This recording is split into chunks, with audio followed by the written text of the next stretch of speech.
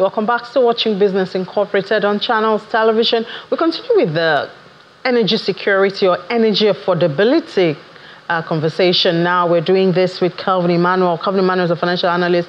Joins us also from our Abuja studio. Kelvin, good afternoon. Just when Nigerians should be celebrating availability of locally refined petrol, we have all of this, uncertainty, information mix-up to deal with. Dangote sold at this price, and this one sold at this price, and then pump price has now gone up again just a couple of weeks after we had the new price from NNPCL. And I'm wondering, should we be regretting that we now have a local refiner of petrol? Thank you so much for having me. To be honest with you, the body language that the government has shown and NNPC has shown doesn't appear like they are excited about the Dangote refinery, because despite the pomp and pageantry of yesterday, the Minister of Finance and Coordinating Minister of the Economy went there with his team. Only 67 trucks of 45,000 litre size took products from the gantries at Dangote refinery yesterday. Only 67 trucks. The government said that they had up to 300 trucks mobilized. Actually, only 67 trucks took products. And as we speak, about 193,000 metric tons of PMS, substandard PMS, by the way. And the reason why I keep emphasizing that the PMS imported into Nigeria is substandard is because despite the fact that it's imported at 70 cents per litre, which is 15 cents higher than the price at which Dangote is giving them ex-refinery price plus levies, you have a situation where the government says it wants to try to do backward integration and take products from Dangote refinery, but then it goes ahead and still goes to import 193,000 metric tons of PMS, which is landing in Lagos this month of September. Now, NNPC released a statement and says that, they are trying to blame Dangote refinery for the increase in price of PMS. But if you realize it, the major issue that drives the price of petroleum derivatives at refinery usually are, number one, the price of crude oil, which hasn't changed much because Nigeria doesn't have control over the price of crude oil. Out of about 32 million barrels that OPEC members produce on a daily basis, Nigeria contributes only about 1.5 million barrels to that. And the exchange rate, okay? So at 1,635, 1,645, Dangote is selling plus levies because Dangote is operating in a free trade zone, plus levies. And I'm adding that deliberately. Plus levies, Dangote is selling at 55 cents on the dollar. If you're selling at 55 cents on the dollar, and in neighboring Ghana, that is like 1 hour, 20 minutes by air from Abuja, they are selling PMS at $1.30, $1.40. In Canada, they are selling PMS at $1.70. In Singapore, they are selling the same PMS at $2.70 per litre. Dangote is bending over backwards for Nigeria because it will be more profitable for him to export the PMS produced in Nigeria than for him to sell it to Nigeria.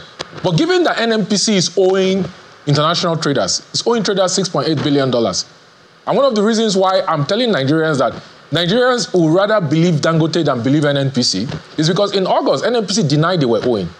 The first week of September, they came back and acknowledged they were owing traders.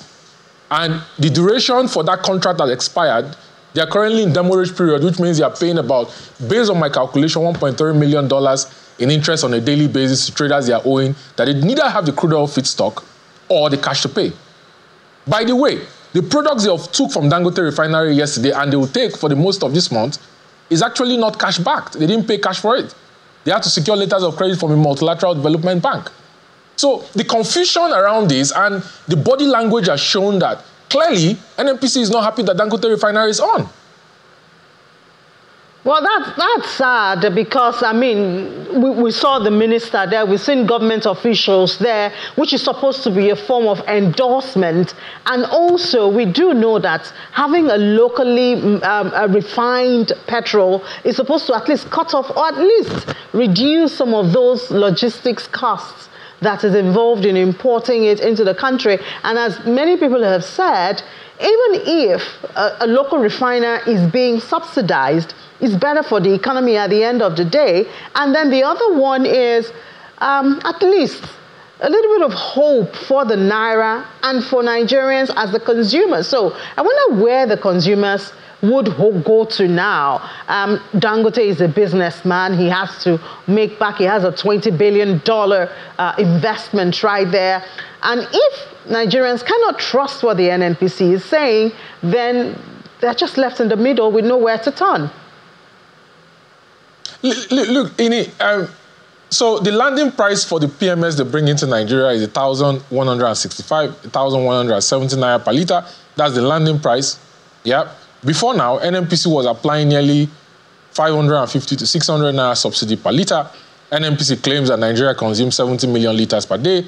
I say Nigeria doesn't consume 70 million litres per day. And this is the reason why I say so. In 2002, Nigeria was consuming 21 million litres. In 2003, it went up to 25. In 2006, it went up to 26 million. In 2008, it went up to 27. In 2009, it went up to 29.1 million litres.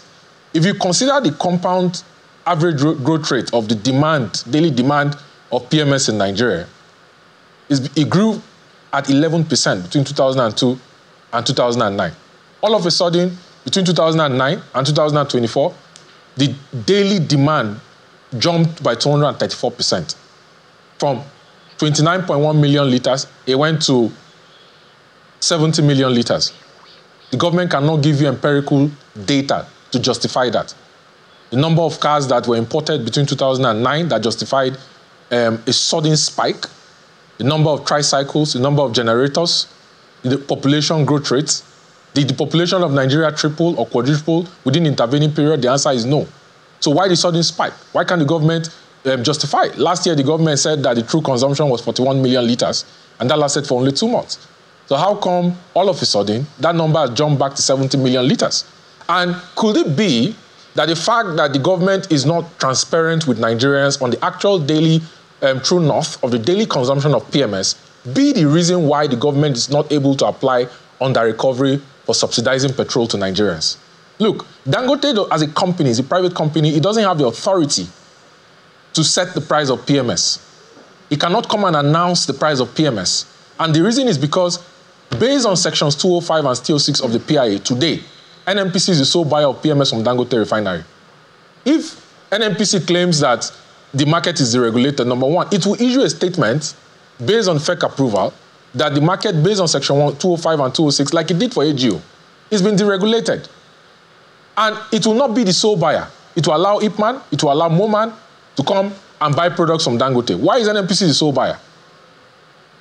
So these are questions we have to interrogate and ask ourselves to understand. And combined with the fact that yesterday there was a huge pomp and pageantry, there was a ceremony that was covered by the Nigerian media and international media, everywhere, press statements, release and acknowledgement, but only 67 trucks took products yesterday.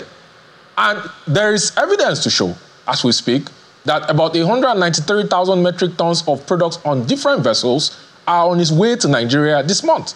So does it make sense that you have a brand new refinery that is functioning, that is currently at 72 to 75% capacity utilization, that imported about 9.7 million barrels and sourced products in dollars from other operators in the US, in Brazil, and in Nigeria, and paid in US dollar, bought 5.3 million barrels worth of crude oil in US dollar, and has the capacity to refine and solve 100% of Nigeria's fuel needs. But you still have a state-owned company importing PMS into Nigeria. By the way, that is dirty fuel. Does it make sense? This is a question we have to ask as Nigerians.